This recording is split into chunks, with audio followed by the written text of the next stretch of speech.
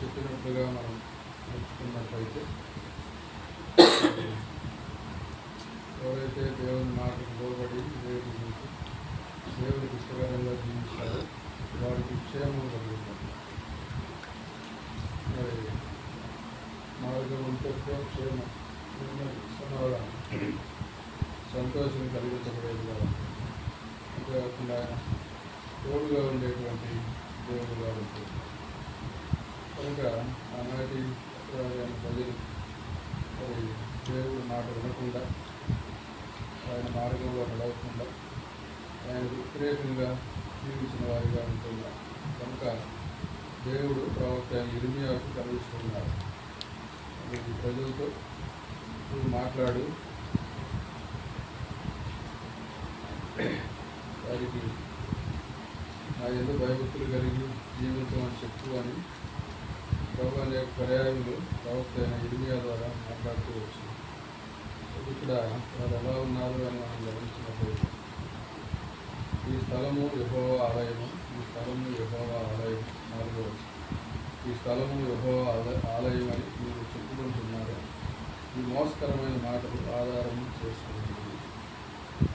అలా గనక మీ మార్గములను, మీ క్రియలను మీరు యథార్థముగా చక్కపరచుకొని ప్రతివాడు తన పొరుగు వాని ఎడల తప్పక న్యాయం జరిగించి పరదేశమును తండ్రి లేని వారిని విరవడాన్ని బాధపడి ఈ చోట నిర్దోష రక్తం చిందించదు, ఈ క్రియలు కలుగు అన్ని దేవతల అనుసరిస్తూ పనిచేయాలి.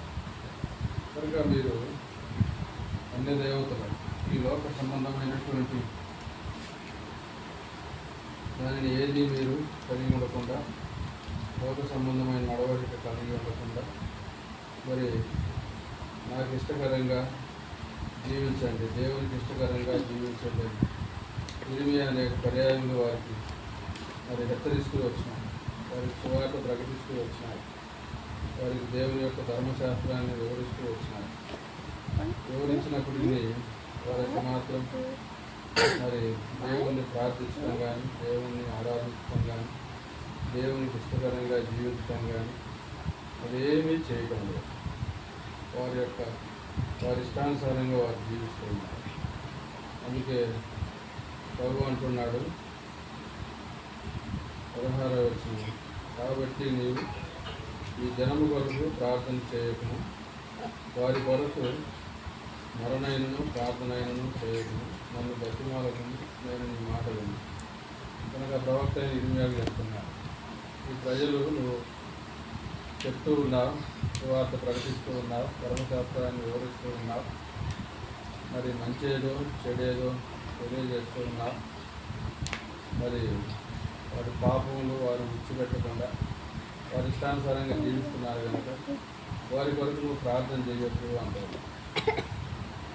వారి కొరకు ప్రార్థన చేస్తే నీ ప్రార్థన కూడా నేను వినను అంటాను.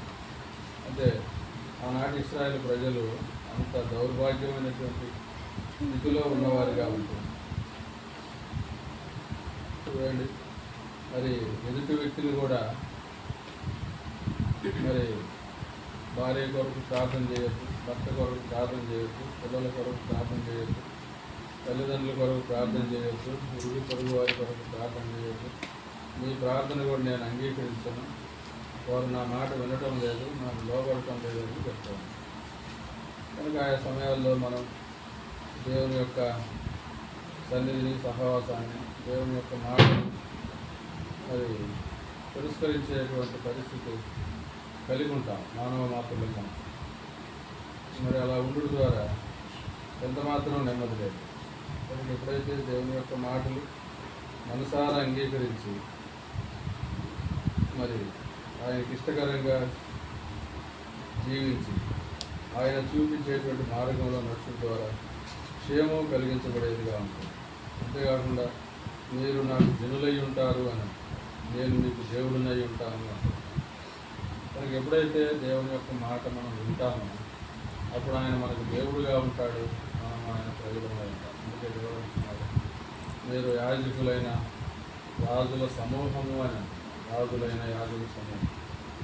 కనుక మనం రాజులైన యాజకుల సమూహం ఉండాలి అంటే ఒక యేసుక్రీస్తు మాట, ఈ పరిశుద్ధ గ్రంథం తెలియజేసేటువంటి సజీవమైన మాటలు మనం వినాలి.